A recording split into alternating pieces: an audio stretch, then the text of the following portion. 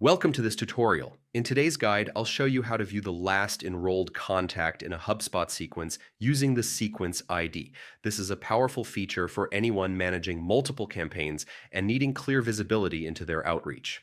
First of all, open your preferred browser and go to HubSpot.com. Log in using your account credentials. Make sure you also have the necessary permissions since sequence access requires proper authorization.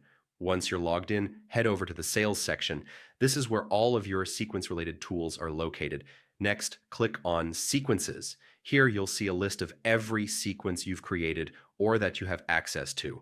If you have many, use the search or filter options to quickly locate the specific sequence by its ID. When you've found the sequence, click on the Enrollments link. This section shows you all of the contacts currently or previously enrolled. Look for the most recent entry to identify the last enrolled contact. Monitoring this information is incredibly valuable. It helps you stay on top of follow-ups, refine your outreach strategy, and make sure you're not losing potential leads. And that's it. You've now learned how to view the last enrolled contact in a HubSpot sequence using its ID. For more helpful HubSpot tutorials, be sure to subscribe and keep learning how to make the most of your CRM.